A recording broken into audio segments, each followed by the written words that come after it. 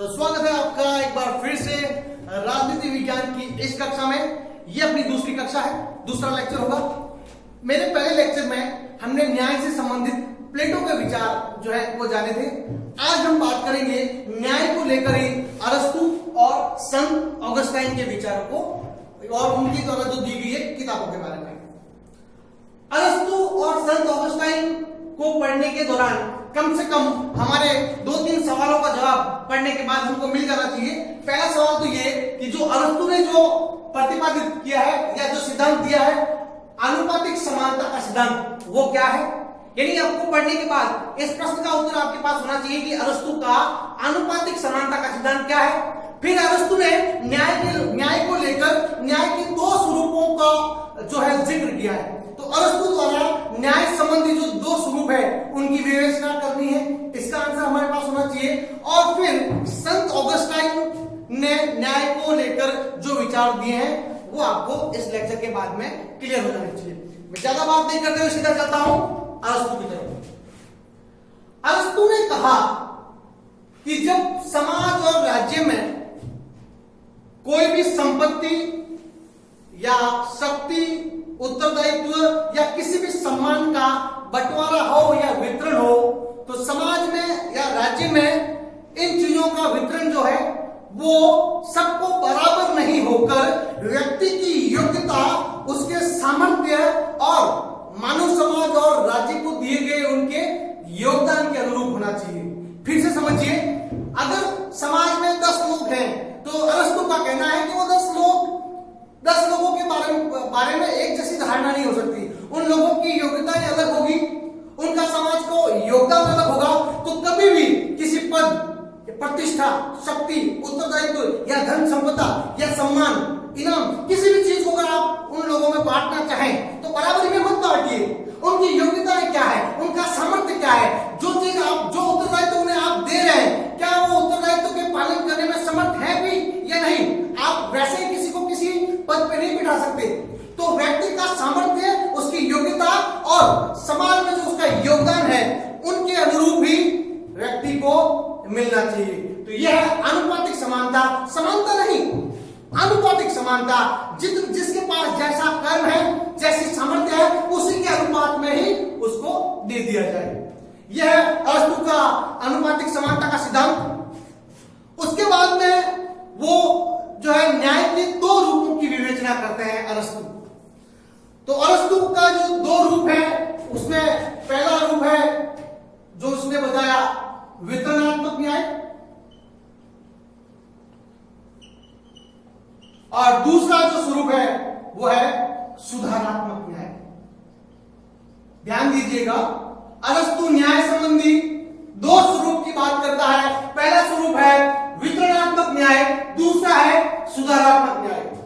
तो वितरणात्मक न्याय की अगर बात करें तो कुछ नहीं, वही आनुपातिक समानता वाली बात कि व्यक्ति को, समाज में जो भी व्यक्ति हैं उनको पद, प्रतिष्ठा, उत्तरदायित्व या अन्य प्रकार के लाभ जब उनको वितरण किए जा रहे हो, वो वितरण करने का आधार हो उनका सामर्थ्य, उनकी योग्यता और समाज के प्रति उन्होंने जो योगदान दिया है वो सारी बातें। तो वितरणात्मक न्याय का मतलब है समाज में या राज्य में जब भी आप पद, प्रतिष्ठा या उत्तरदायित्व का वितरण कर रहे हैं तो उनकी योग्यता का और सामर्थ्य का और उनके योगदान का ख्याल रखें। ये हो जाएगा वितरणात्मक न्याय, ठीक है, जो कि आनुपातिक समानता का ही पूरक है। दूसरी बात है सुधारात्मक न्याय। अब कई बार क्या होता है कि राज्य या समाज द्वारा उसके नागरिकों को विभिन्न प्रकार के अधिकार एवं दूसरी चीजें दी जाती है, लेकिन कई बार क्या होता है कि समाज में लोगों के अधिकारों का हनन हो जाता है, किसी की संपत्ति पे कोई और जो है वो कब्जा कर लेता है या किसी की शक्ति को कोई मानता नहीं है। तो उस कंडीशन में क्या, भाई लोगों को बंटवारा तो हो गया, लोगों को समाज में बहुत सारी चीजें मिल तो गई, वितरण तो हो गया न्याय का, लेकिन वो न्याय बना कैसे रहेगा। कई बार लोगों के अधिकारों का और उनका जो भी उनकी संपत्ति है उन पे कब्जा, उनका हनन हो जाता है। तो इस प्रकार जब किसी के अधिकारों का हनन हो रहा हो तब न्याय ना होकर अन्याय हो जाएगा। तो उस कंडीशन में अरस्तु ने सुधारात्मक न्याय का सिद्धांत दिया, जिसके अनुसार राज्य क्या करेगा, जो भी व्यक्ति का अधिकार जो है, जिसके अधिकारों का हनन हुआ है, उस हनन को रोकेगा और उन्हें वापस उनके अधिकार और उनकी संपत्ति को लौटाएगा। यानी वितरणात्मक न्याय में व्यक्ति को जो प्राप्त होता है उस चीजों की रक्षा करेगा राज्य, किस सिद्धांत द्वारा? सुधारात्मक न्याय के द्वारा। ठीक है। फिर बात आती है संत ऑगस्टाइन की। मैं संत ऑगस्टाइन की तरफ चलूं उसके पहले एक बेसिक कॉन्सेप्ट आपका क्लियर करना चाहूंगा कि जब भी वैचारिक स्तर पर बात होती है तो 3 प्रकार से विचार आते हैं। एक प्राचीन समय से यानी पारंपरिक विचार, फिर मध्यकाल संबंधी विचार, फिर आता है आधुनिक विचार। यदि आपको नहीं पता तो मैं आपको बता दूं, किसी भी विचार से संबंधित पारंपरिक बात आती है तो हमेशा बातें होगी नैतिकता की। प्राचीन समय में नैतिकता से संबंधित बातें शुरू होती है। जब मध्यकाल आता है, मध्यकाल हमेशा द्योतक है किस बात का? वो इस बात का द्योतक है कि उस वक्त मानव समाज के अंदर धर्म और ईश्वर की प्रधानता है।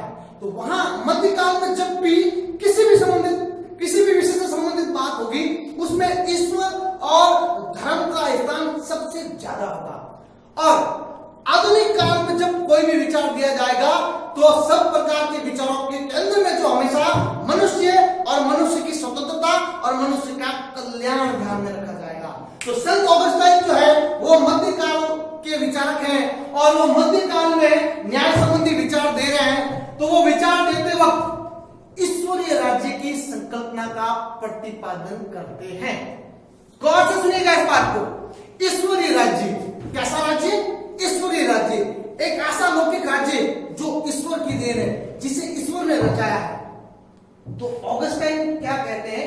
उनकी एक पुस्तक है जिसका नाम है द सिटी ऑफ गॉड, जिसमें कहते हैं कि ये राज्य जो है वो ईश्वर द्वारा स्थापित है और उसमें कर्म भी इस प्रकार से होने चाहिए कि वो ईश्वरीय राज्य की तरफ भी बढ़े।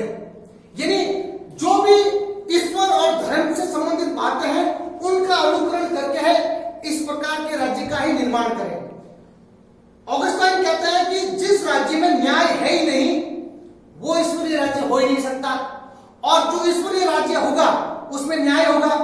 तो न्याय होगा कैसे? तो ईश्वरीय राज्य के संबंध में आपको जो भी बातें पता है उन बातों की पालना करो, वो स्वयं अपने आप में न्याय है।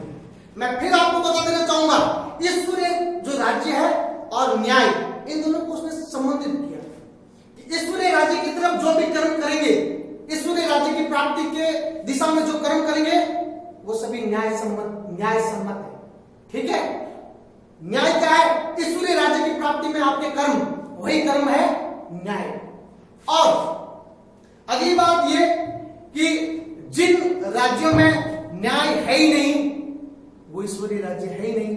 तो इस प्रकार से संत ऑगस्टाइन ने ईश्वरीय राज्य और न्याय के बीच में संबंध स्थापित किया और उन्होंने तो यहां तक कहा कि जिन राज्यों में न्याय नहीं है वो मात्र चोर उच्चकों की खरीद फरोख्त मात्र है। तो इस प्रकार से ऑगस्टाइन का न्याय संबंधी विचार और ईश्वरीय राज्य का विचार एकाकार होते हैं। अब हम बात करेंगे न्याय से संबंधित कुछ आधुनिक विचारकों की। तो मैं जैसा कि आपको पहले बता चुका हूं, आधुनिक परिप्रेक्ष्य में हम किसी भी विषय के बारे में या किसी भी विचार के बारे में जब बात करेंगे तब एक बात का हमेशा ख्याल रखना होगा कि वह मानव और उसके कल्याण और उसकी स्वतंत्रता को सर्वोपरि रख के बात करेगा। पारंपरिक समय में प्राचीन काल से क्या हुआ कि प्रकृति और प्राकृतिक कानूनों और नैतिकता की बात ज्यादा हुई। प्राचीन काल से यानी जो पारंपरिक चिंतन है उसमें क्या बात होती है? नैतिकता से संबंधित, प्राकृतिक कानूनों से संबंधित कि भाई व्यक्ति प्रकृति में पैदा हुआ है तो प्रकृति ने उसको कुछ अधिकार वैसे ही दिए हैं जो प्रकृति में पैदा होने की वजह से उसको ऑटोमेटिकली मिले हैं। तो उनको बोला गया प्राकृतिक कानून। तो बोला कि प्राकृतिक कानून ने अपने व्यक्ति को फला चीजें ऑलरेडी दी है पैदा होने के साथ ही। मध्यकाल में आया तो सब बातें हो गई ईश्वर और धर्म से संबंधित। लेकिन जब आधुनिक काल में आता है मनुष्य, तो मनुष्य का कल्याण सर्वोपरि हो जाता है। तो एक विचारक आए डेविड ह्यूम कहते हैं कि न्याय उन सभी बातों में है से चले। यानी वो सारे कार्य जो जो नियमों की अनुपालना करते हैं वो न्याय की प्राप्ति में साधक बनते हैं। आप बात इस तरीके से समझिए, आधुनिक काल का जब कोई विचार आता है तो मनुष्य के कल्याण की बात करता है, मनुष्य में सब मनुष्यों का यानी सर्वहित का, सभी लोगों का जब आप कल्याण की बात सोचते हो तब आप क्या करते हैं कि कुछ इस प्रकार के नियम स्थापित करते हैं जिन नियमों से क्या होगा कि सर्व जन का हित होगा, यानी सार्वजनिक उपयोगिता होगी, अधिकतम लोगों का या सभी लोगों का कल्याण जिन बातों में निहित होगा वो आप नियम बनाओगे। तो डेविड ह्यूम कहते हैं कि कल्याणकारी बातों को करने के लिए नियम स्थापित किए गए और नियमों का पालन आप करते रहेंगे तो न्याय ऑटोमेटिकली स्थापित हो जाएगा। उसके बाद में बेंथम जो है वो बात करेंगे उपयोगितावाद की। उपयोगितावाद के बारे में मैं आपको बता दूं, होता क्या है कि बेंथम ने एक विचार दिया था उपयोगितावाद, जिसका मायने यह है कि अधिकतम लोगों का अधिकतम सुख, यानी ये जितने भी प्राणी हैं उन प्राणियों में आप ऐसा कार्य करें जो ज्यादा लोगों का ज्यादा सुख का कारण बन सके। सुनिएगा इस बात को, यानी बहुमत का, बहुजन का कल्याण हो। उनका यह तो कहना है कि अगर ज्यादा लोगों के ज्यादा कल्याण करने के चक्कर में अगर कुछ लोगों का कल्याण नहीं भी होता तो चलेगा, क्योंकि उपयोगितावाद कहता है कि ज्यादा से ज्यादा लोगों का कल्याण हो, ज्यादा के चक्कर में थोड़ों को नुकसान हो गया तो चलेगा। तो बेंथम ने उपयोगितावाद का प्रतिपादन जब किया तो उस वक्त उन्होंने कहा कि प्राकृतिक कानून जैसी कोई बात है नहीं, प्राकृतिक कानून की वजह से ज्यादा लोगों का कल्याण होगा या न्याय स्थापित होगा ये जरूरी नहीं है। तो आपको यदि न्याय स्थापित करना है या न्याय सम्मत बात करनी है तो ये बात करो कि ऐसे कर्म जो ज्यादा लोगों के ज्यादा सुख का कारण बने, यानी अधिकतम लोगों का अधिकतम कल्याण, अगर ऐसा कर्म है वही कर्म न्याय सम्मत है। तो बेंथम का कहना है कि उपयोगिता ही न्याय का एकमात्र स्रोत होगी, क्योंकि उपयोगिता में क्या होगा कि अधिकतम लोगों का अधिकतम कल्याण होगा, तो यही न्याय का मार्ग प्रशस्त करेगा। पिछले लेक्चर में हमने न्याय को लेकर बेंथम और मिल, जेम्स मिल के न्याय संबंधी विचार को जाना।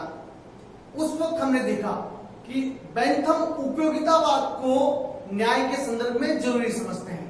कहने का मतलब यह है, उपयोगितावाद का मतलब होता है कि अधिकतम लोगों का अधिकतम कल्याण। तो बेंथम का कहना है वह कर्म जिससे अधिकतम लोगों का अधिकतम कल्याण हो जाए वही कर्म न्याय है। अब बात ध्यान रखने वाली यह है कि इस प्रकार से अधिकतम लोगों का मतलब 90%, तो अधिकतम लोगों का अधिकतम जो कल्याण है वह जरूर हो जाएगा, लेकिन उससे होगा क्या कि बहुमत का तो कल्याण हो जाएगा, बहुमत के साथ तो न्याय होगा, लेकिन जो अल्पमत में रह गए उनका क्या?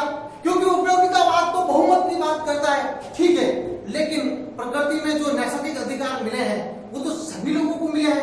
इस हिसाब से क्या होगा कि अल्पमत के साथ क्या हो जाएगा, ये तानाशाही हो जाएगी या उनके साथ अन्याय हो जाएगा। इसी एक विषय पर, इसी एक बात पर आलोचना करते हुए जॉन जो रॉल्स है, रॉल्स अपना सिद्धांत प्रस्तुत करेंगे और इस सिद्धांत को प्रस्तुत करते समय वो खासकर अज्ञानता का जो पर्दा है उस सिद्धांत की विवेचना करेंगे। तो जॉन रॉल्स बेसिकली एक बात कहते हैं कि मनुष्य जब पैदा होता है वो उसकी मूल स्थिति है, और मूल स्थिति में प्रकृति में जब भी मनुष्य पैदा हुआ या होता रहेगा तो सभी लोग समान है, ठीक है। तो यदि आदमी अपनी मूल स्थिति में रहे, यानी समानता की स्थिति में रहे, आदमी इस वक्त है क्या समाज में, कुछ लोग विशिष्ट हो गए, कुछ लोग कमतर हैं, कुछ की स्थिति काफी तगड़ी हो गई है। तो विशिष्ट लोग जो हैं वो अपने लिए कुछ विशेष बातें करेंगे, तो जो विशेष नहीं है, सो कॉल्ड अच्छी स्थिति में नहीं है, उनके साथ तो कभी अच्छा हो ही नहीं सकता। तो जॉन रॉल्स कहते हैं कि अज्ञानता का पर्दा जरूरी है कि प्रत्येक मनुष्य जो इस राज्य में या समाज में जो नीति नियंता बनने वाला है, जो नीतियों का निर्माण करेगा, उन मनुष्यों को क्या होना चाहिए, उनके ऊपर या तो स्वीकार कर ले या होना चाहिए क्या, अज्ञानता का पर्दा, कि सभी लोग एक दर्जे के हैं, समानता के दर्जे पे हैं, जिससे क्या होगा कि वो जब नीतियों का निर्माण करेगा या कोई भी कार्यों को वो संपादित करेगा तो सबके लिए एक जैसा कार्य जो नैतिकता से एकदम भरा हुआ होगा और जो अन्याय की कोई भी विषय बच नहीं पाएगा। तो जॉन रॉल्स कहते हैं कि आदमी की जो स्वतंत्रता है सबसे पहले तो वो जरूरी है, और स्वतंत्रता की रक्षा करने के लिए खुद बहुत स्वतंत्रता की जरूरत है। मैं कहना चाहता हूं जैसे किसी की स्वतंत्रता का हनन हो रहा है तो उस बात को कहने के लिए खुद स्वतंत्र होना चाहिए ना दूसरा व्यक्ति। अब एक स्वतंत्रता को बचाने के लिए दूसरी की स्वतंत्रता जरूरी है, यानी स्वतंत्रता की रक्षा के लिए खुद स्वतंत्रता का होना बेहद जरूरी है। और दूसरी बात वो है अज्ञानता के पर्दे की बात, कि व्यक्ति जो है कि कोई भी व्यक्ति समाज में विशिष्ट न रहे, सब एक धरातल पे हो और फिर नीति निर्माण हो और फिर कर्म हो, जिससे क्या होगा कि विशिष्टता एक तरफ रहेगी, सब एक धरातल पर रहेंगे, जिससे जो भी कार्य होगा या नीति निर्माण या दूसरा बंटवारा जो होगा लाभों का या उत्तरदायित्व का, वो कुछ इस प्रकार से होगा कि न्याय की स्थापना की जा सके। शुक्रिया। तो इस प्रकार न्याय के संदर्भ में विभिन्न पाश्चात्य विचारकों को हमने पढ़ा और उनकी कुछ किताबों के नाम भी हमने जाने। एक किताब और छूट गई थी जो जॉन रॉल्स ने लिखी थी, थ्योरी ऑफ जस्टिस, ये भी याद रखें कि जॉन रॉल्स ने लिखी थी। अब हम भारतीय संदर्भ में जो है वो न्याय की विवेचना करेंगे। तो जैसा कि प्लेटो को पढ़ाते वक्त मैंने बताया भी था कि भारतीय जो राजनीतिक चिंतन में न्याय को धर्म से जोड़ा गया। वही बात है, धर्म यानी उन कर्मों को करना जो धारण करने योग्य हो और उन कर्मों को करना जो आपके लिए ही बने हो, यानी आपके लिए निर्दिष्ट कर्मों को करना ही न्याय सम्मत होगा। आप जानते होंगे कि भारत में वर्ण व्यवस्था का प्रचलन हुआ और वर्ण व्यवस्था के अनुरूप ही कर्मों का भी जो है वो बंटवारा हुआ। तो धर्म और कर्मों का बंटवारा इसीलिए हुआ ताकि आपके लिए निर्दिष्ट कार्य आपके लिए पहले तय कर लिए गए और उन कर्मों को करते रहना और दूसरे के कर्मों में हस्तक्षेप नहीं करोगे तो न्याय की स्वतः ही स्थापना हो जाएगी। तो भारतीय संदर्भ में धर्म को ध्यान में रखा गया। उसके बाद में अब है कि भारतीय जो न्याय की विवेचना करने वाले कुछ विचारक हैं, उनमें विशेष रूप है मनु और कौटिल्य का। और मनु और कौटिल्य वो विचारक है जिन्होंने ये बहुत जोर से इस चीज को रखा कि राज्य व्यवस्था जो है उसका अस्तित्व तब तक है जब तक कि निष्पक्ष न्याय है, यानी जब तक निष्पक्ष न्याय में कभी भी कोई प्रॉब्लम नहीं आएगी, न्याय हमेशा निष्पक्षता से चलता रहेगा, तभी तक राज्य व्यवस्था कायम रहेगी, अन्यथा राज्य व्यवस्था धूमिल हो जाएगी। उसके बाद में अपना प्रश्न है, अब न्याय के विभिन्न प्रकारों के बारे में बात कर लें तो न्याय का सबसे पहला प्रकार आता है नैतिक न्याय। अपना सवाल ये होना चाहिए नैतिक न्याय से क्या समझते हैं। तो नैतिक न्याय का मतलब होता है कि प्रकृति में जब मनुष्य का जन्म होता है तो प्रकृति उन्हें नैसर्गिक रूप से कुछ अधिकार देती है और प्रकृति से कुछ चीजें अपने आप सदाचार के रूप में समझी जाती है।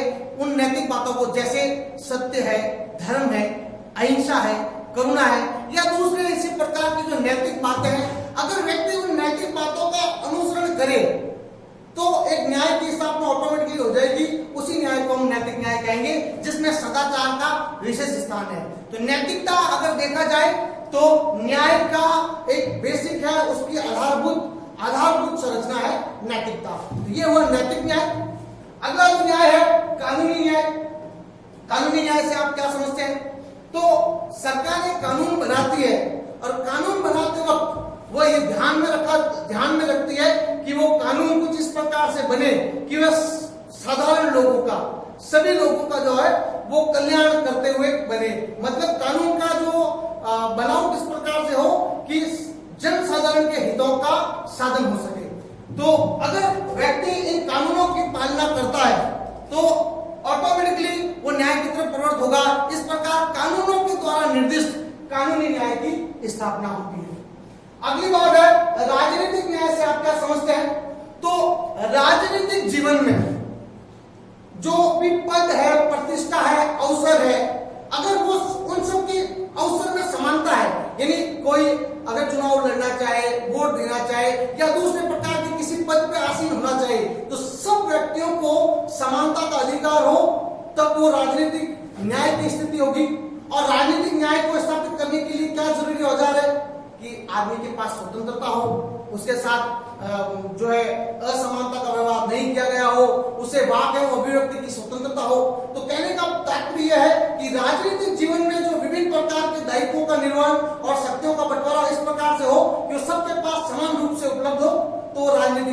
उसे कहा जाएगा।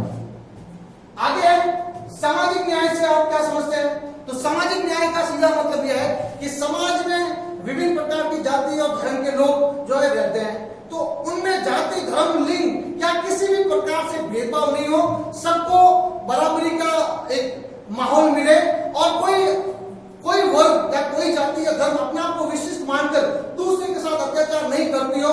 तो अगर ऐसी स्थिति है जब सबको समानता का अवसर प्राप्त हो तो वह सामाजिक न्याय की स्थिति कही जाएगी। और सरकारों से ये उम्मीद भी होती है कि वो कुछ इस प्रकार के नियम कानूनों को बनाए जिससे समाज में जो व्याप्त असमानता है वो दूर हो और सामाजिक न्याय की स्थापना हो। अगला और बहुत ही इंपॉर्टेंट है आर्थिक न्याय। जैसा कि आप देख सकते हैं ज्यादातर लोगों के बीच में पूरे विश्व में जो है वो संपत्ति और जो धन के बंटवारे को लेकर बहुत बड़ा गैप है। कुछ बहुत बड़े अमीर हैं और कुछ बहुत बड़े गरीब, तो ये आर्थिक विषमता है। तो आर्थिक न्याय का मतलब होता है कि जो धन संपत्ति और जो दूसरा बंटवारा है वो बंटवारा कुछ इस प्रकार से हो कि जो ये आर्थिक विषमता है, जो गैप है, धन संपत्ति को लेकर जो गैप है वो गैप कम से कम हो। तो ऐसी स्थिति है नहीं, तो इस प्रकार की स्थिति को स्थापित करना जिसमें लोगों के बीच में जो आर्थिक विषमता हो वो खाई जो है वो कम होती चली जाए, ऐसी स्थिति को अपन आर्थिक न्याय कहेंगे। तो इस प्रकार से न्याय के विभिन्न स्वरूपों की हमने विवेचना की और तो न्याय संबंधी विभिन्न विचार और न्याय के विभिन्न स्वरूपों को देखने के बाद अब अपन निष्कर्ष रूप में अगर देखें तो होता क्या है कि प्राचीन काल से लेकर फिर मध्य काल और आधुनिक काल इसमें न्याय को लेकर विभिन्न विचारकों ने अपने विचार जरूर बदले हैं, मान्यताएं बदली है, लेकिन जो बेसिक बात है, मूल बात यह है कि जो है सामाजिक जीवन में लाभ और जो दायित्व है उनका वितरण हमेशा तर्कसंगत ढंग से हो, यही न्याय का लक्ष्य होता है। यह जरूरी बात कि वितरण हमेशा न्यायोचित होना चाहिए। अब कई बार यह होता है कि कुछ राज्य या कुछ समाज ऐसे होते हैं जिनमें आप न्याय की बात कर ही नहीं सकते। न्याय की बात कहां करोगे? जहां पर पहले असमानता है, जहां पे अज्ञानता है या जहां कभी कोई प्रॉब्लम है, तभी तो वहां बात रखोगे कि सर ये न्याय नहीं है, न्याय की बात करें। जैसे भारत जैसा देश है जिसमें बहुत सारे जगह पर आपको लगेगा कि भाई न्याय स्थापित नहीं है, लेकिन साथ ही साथ में आपको ये भी अधिकार है कि आप नियमों में या कानूनों में आप बदलाव करने के लिए अपनी बात रख सकते हैं। तो जहां पर पहले से कमियां स्थापित है और जहां ये मौका भी है आपके पास कि आप कमियों को दूर करने के लिए परिवर्तन लाए, वहीं पे न्याय की बात हो सकती है। अगर कोई देश ऐसा हो, कोई राज्य ऐसा हो जहां पे सर्वसत्तात्मक व्यवस्था हो, यानी जो सरकार ने कह दिया वही होगा, उसमें कोई बात नहीं हो सकती, तो अब एक बार जो मापदंड तय कर दिए तो वो वही रहेंगे। अब न्याय है या अन्याय कोई फर्क नहीं पड़ता। तो ये होता है सर्वसत्तावादी जो शासन होता है, यानी जहां पे तानाशाही चलती है वहां पे आप न्याय अन्याय की बात नहीं कर सकते। एक होता है जो पूंजीवादी व्यवस्था है। तो पूंजीवादी व्यवस्था में क्या होता है? वितरण कौन करेगा? राज्य नहीं करता है, वहां वितरण करता है बाजार की शक्तियां। बाजार की शक्तियां समझ रहे? आर्थिक जो भी आर्थिक वितरण किसको होगा, कौन करेगा, कितना होगा, ये सब बाजार शक्तियां तय करेगी। डिमांड एंड सप्लाई, मांग एवं पूर्ति, वही सब कुछ डिसाइड करेगी। तो वहां पे भी न्याय की बात करना निरर्थक होगा, क्योंकि सब कुछ डिसाइड किसके द्वारा हो रहा है? मार्केट के द्वारा। तो वहां पे न्याय की बात करना वहां पे भी तर्कसंगत नहीं लगता है। एक व्यवस्था होती है साम्यवादी व्यवस्था, तो बड़ी आदर्श व्यवस्था होती है। आदर्श साम्यवाद में क्या होता है कि सबको बराबरी में मिल जाता है, सबको, किसी को कोई प्रॉब्लम होती ही नहीं है। जिस आदमी को जो चीज की जरूरत होती है, साम्यवादी व्यवस्था, जो कि होता नहीं है खाली किताबों में, खाली थ्योरी में।